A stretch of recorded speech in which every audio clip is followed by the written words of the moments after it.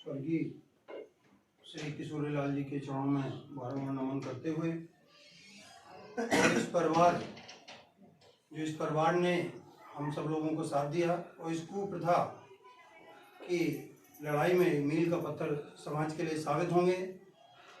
वास्तविकता ये सत्य है कि जिस परिवार का व्यक्ति जाता है, हम लोगों को तो कष्ट होता ही है, लेकिन उस परिवार से आप पूछिए कि उस परिवार के ऊपर वैसे नहीं कि कहीं जा रहे हो बीच में रास्ता कट मिल जाए, जैसे कि नाला न बना हो कि कैसे निकले, वही स्थिति हो जाती है। तो पुनः उनके चरणों में नमन करते हुए और परिवार ने जो इस कुप्रथा में एक सहयोग किया उसको भी बारंबार प्रणाम करते हुए, हम लोगों की आपने देखा होगा, एक छोटी सी बात कहीं कि एक परिवार का व्यक्ति कहीं बैठा हो और एक किराए का व्यक्ति कहीं बैठा हो, तो कितना भी बुजुर्ग हो जाए वो 10 और 20 हज़ार के व्यक्ति से कहीं ज़्यादा सफलतापूर्वक उस कार्य को निभाते हैं घर के लोग। तो कभी ये मत सोचना कि वो बुजुर्ग हो गए थे, बुजुर्ग नहीं होते।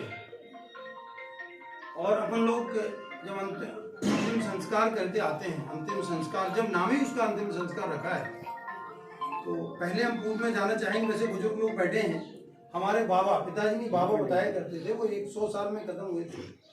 तो वो कहते थे कि जब कोई खत्म होता था, लोग बस बैलगाड़ियों से आया करते थे। जब खबर मिल जाती, खबर नहीं मिलती, जब चिट्ठी पत्री पहुंचती तब खबर मिलती थी, इसलिए वो चिट्ठी पत्री डाली जाती थी, इसलिए सबको बुलाया जाता था।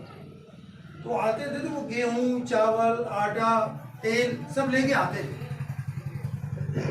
उस समय वो प्रथा थी और हमारा परिवार हमारा रिश्तेदार एक मुसीबत में है तो उसकी हम मदद करें, क्योंकि मदद के लिए लोग आते थे कि पता नहीं क्या परेशानी आ गई, क्या मुसीबत टूट पड़ी। आज की स्थिति में ये नहीं है। आपके यहाँ गमी हुई, 24 घंटे के अंदर जो भी इनसे प्यार करता होगा, जो इस परिवार से प्यार करता होगा, जो इस परिवार को मानता होगा, वो व्यक्ति उसी दिन आपके यहाँ सम्मिलित होगा। तो वो समय चला गया, पहली चीज। दूसरी चीज, अंतिम संस्कार की किसी वेद पुराण कहीं पे नहीं लिखा। अंतिम संस्कार के बाद कोई संस्कार नहीं है। तो अंतिम संस्कार आप लोग करके आते हैं, राख अपन लोग क्या नदियों में डाल देते हैं, नदियां प्रसूदित होती हैं। नदियों में सैकड़ों हजारों कीटाणु रहते हैं जो कि मदद करते हैं।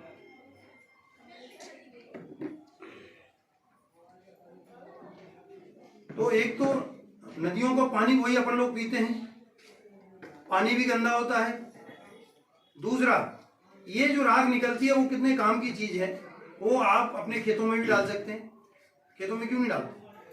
पहली चीज, नहीं डालना तो सबसे पहले तो कुछ राख का हिस्सा लेके जहां आपके पास जगह हो, आप वहां 2 गड्ढे करें और 2 पेड़ जरूर लगाएं। आप पेड़ लगा के देखिए, और उन पेड़ों को जिस समय जब बड़े होते हैं तो घर का व्यक्ति कोई भी जब बाहर जाता है तो ऐसा नहीं हो सकता है कि उनको प्रणाम करते हुए पैर छू के घर से ना निकले। और वो बुजुर्ग अपने कई पीढ़ियों के लिए अमर हो जाते हैं और हम उनको उस बहाने याद कर लेते। दूसरा, रही बात मदद की, आप शोक सभा में किसी सिंधी परिवार में जाइए तो वो लोग जो शोक सभा करते हैं एक दान पत्र रख देते हैं, गुप्त दान होता है। सपोज दैट आपके ऊपर पिताजी चले गए, पिताजी के ऊपर ही सारे कंधों पे जिम्मेवारी हो, बच्चे नाबोध हों, वो जिम्मेवारी नहीं ओढ़ पाते हैं, तो दूसरे समाज के लोग आते हैं तो उसमें गुप्त दान डालते हैं। वो सच्ची मानवता यह है कि उस परिवार की जो परेशानी है उसकी अपन मदद करने आते हैं। कोई भी माँ बाप, कोई भी बुजुर्ग ये नहीं चाहता कि हमारे बच्चे हमारे जाने के बाद परेशान हों। हर व्यक्ति ये चाहता है कि हमारे बच्चे संपन्न हैं, सुख रहें। आपने जिंदा रहते उनकी सेवा तो की नहीं, आपने जिंदा उसके जाने के उपरांत उनको साथ में 56 भोग बना के उनका त्रयोदशी कर दी, पूरे रिश्तेदारों को बुला दिया, पूरे ग्रामवासियों को बुला दिया।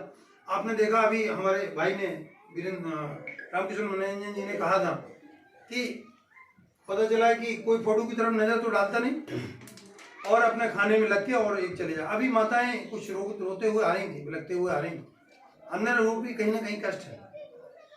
और वो कष्ट देखिए, आप लोग बाहर भोजन कर रहे होते हैं और वो रोते हुए आती हैं, आप उस भोजन को ग्रहण कर रहे होते।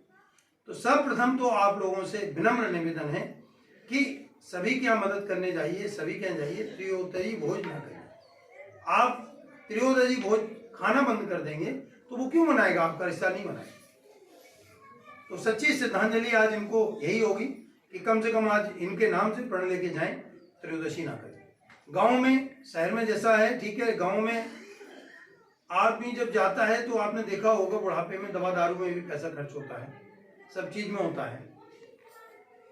और पहले आपने देखा था कि धुलाई होती थी, कपड़ों को जला दिया जाता था, क्यों होता था? बुजुर्ग लोग बैठे हैं बता सकते हैं।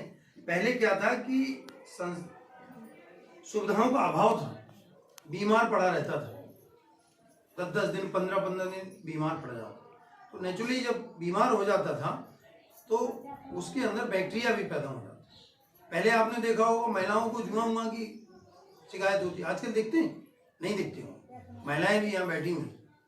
तो संसाधन इतने अच्छे होते चले जा रहे हैं और जो समाज समय के साथ नहीं चलता वो बहुत पीछे रह जाता है। क्योंकि अब जो त्रयोदशी है ये अपने ऊपर वो नहीं कि किसी प्रकार को नहीं, ये तो साफ करनी पड़ेगी।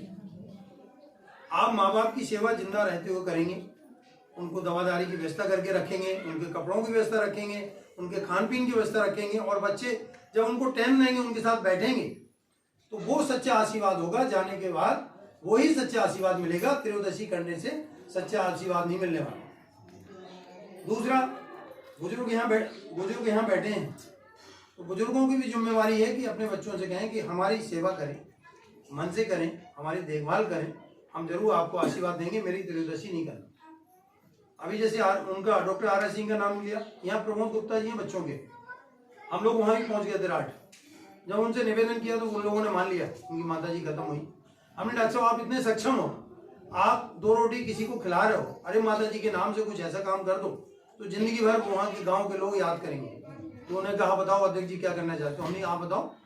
हम तो ये कहते हैं जितने गरीब बच्चे हैं, बच्चियाँ हैं, पूरे गांव को एक चेक काट दो। तो उन्होंने सबको, जितनी लड़कियां थी सबके नाम से 5-5, 10-10 हज़ार रुपए की चेक काट दी। तो हमारा कहना है जो इसमें पैसा खर्च करते हैं आप अपने परिवार की देखभाल में खर्च करें। आप बहुत ज़्यादा संपन्न हैं तो आप रिश्तेदारों को उतना पैसा खर्च कर दें, नहीं है तो अपने परिवार वालों, मोहल्ले वालों को, रिश्तेदारों किसी की मदद कर सकते हैं। हमारा तात्पर्य ये है कि जो फिजूल खर्ची है इससे बचे। पहले सती प्रथा होती थी, अंत क्यों हुआ? जिंदा रहते हुए आपको अग्नि में ढकेल दिया जाता था और उससे पहले उसको चरस, अफीम, उस टाइप की दवाएं आप लोग अगर देखे हो खिला दिया जाता है ताकि वो घूमने घामने, देखिए सोती रहे ताकि कहीं वो पागल हो गई, अरे वो कर रही है, उठा के पटक दिया उसको। तो सती प्रथा का अंत क्यों हुआ? इसीलिए। आज की डेट में देखिए आदमी चला जाता है, औरत ने कौन सी गलती कर दी? आप उसके साथ औरतें ही उनका क्या कृत्य करती हैं। इसलिए आप लोगों से हाथ जोड़ के विनम्र निवेदन है कि इस टाइप के ये भी ना करें कि ये तोड़ दिया वो तोड़ दिया। ठीक है, महिलाएं वो आराम से कुछ चीज किया जा सकता है, ठीक है, सिंदूर ना लगाओ चलो कोई बात नहीं, पाले बिछाने पहनो को, लेकिन उनके साथ कोई इस टाइप का, उनने कोई गलती नहीं की। उस दिल से पूछो, उस महिला से पूछो। वास्तविकता सबसे ज्यादा परेशानी अगर होती है आदमी जाने के बाद तो महिला के ऊपर ही होती है। बच्चे अपने निकाल लेते हैं, अपने औरत के साथ बाहर घूम के कर लेते हैं, लेकिन वो तो औरत का असला सच्चा साथी आदमी ही होता है। वो आदमी का सच्चा साथी औरत ही होता है, क्योंकि अपनी मन की बात वो उसी से कह पाती है।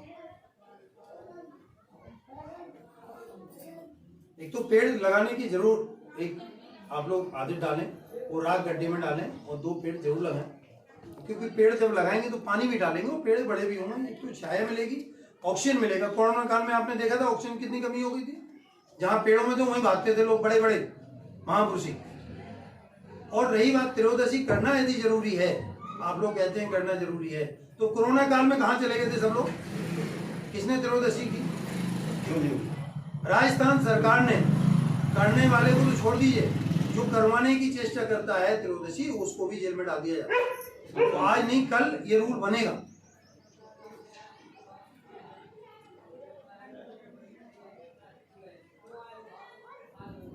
हम लोग अपनी समाज में जितने भी परिवार त्रयोदशी नहीं करते उनके मुखिया को बहुत बड़ा मंच से जो सजता, हम लोग एक सामूहिक सम्मेलन करते हैं, 14 साल से हम लोग निवृत्त कर रहे हैं लगातार, तो उसमें सम्मानित करते हैं। इसलिए जिन्होंने नहीं की ना बाकी लोग उनकी खिल्लियां हंसी ना उड़ाएं, तो समाज को ही आगे आना पड़ता है। तो उनको उस मंच पे सम्मानित करते हैं कि देखिए हमारे महापुरुषों के रूप में आज हम लोग इनको सम्मानित कर रहे हैं कि इन लोगों ने एक समाज को सही दिशा दी। अपनी गांव में देखा होगा कि पैसे नहीं है, अड़ोस पड़ोस का व्यक्ति तुमको कह दे कि हम दे देंगे पैसा, आप चिंता न करो, वो दे तो देगा लेकिन आपसे जमीन भी लिखवा लेगा या 2 रुपए 3 रुपए के ब्याज भी चलाएगा। आखिरकार किसान कभी बच नहीं पाता, वो जमीन को उठा नहीं पाता, खेत को उठा नहीं पाता, आखिरकार वो उसी को बेच देता। अगर वो सच्चा साथी है, सच्चा आपका सारथी है, तो अगर वो मदद कर रहा है जाने वो ब्याज ही ना ले, उधारी तो कोई नहीं छोड़ता, ब्याज ही छोड़ दे। और समाज को समय के साथ जागरूक होना पड़ेगा, लोगों की मदद करें, यही समाज का भाव होना चाहिए। एक दूसरे की बुराई ना करें, एक दूसरे को मदद करें। आज इनके ऊपर मुसीबत इस परिवार पे आई है, इसको किस चीज की जरूरत है, किस चीज से आपके सहयोग से इनकी मदद हो सकती है, तन से, मन से, धन से, वो आप लोग सब लोग करने की कोशिश करें। इस परिवार में कभी कोई दिक्कत हो, मेरा नंबर आप लोगों के पास पहुंच गया, हम जरूर मदद के लिए याद कर लेना, हम जरूर कोशिश करेंगे आप लोगों की जो मदद हो सके हम करने के लिए तैयार रहेंगे। पुनः पूरी समाज को, कुशवाहा समाज को बारंबार प्रणाम करते हुए आप लोगों ने जो ये की, बस एक आज सब लोग 2 मिनट के लिए मौन धारण करेंगे और यहाँ से शपथ लेके जाएंगे कि हम कहीं भी मृत्यु भोज नहीं करेंगे। और जब मृत्यु भोज नहीं करेंगे तो मृत्यु भोज कोई बनवाएगा नहीं, कुछ करेंगे और उस परिवार की मदद करेंगे। पुनः चरणों में नमन करते हुए सभी लोगों से निवेदन करेंगे 2 मिनट के लिए सब लोग खड़े हो जाएं।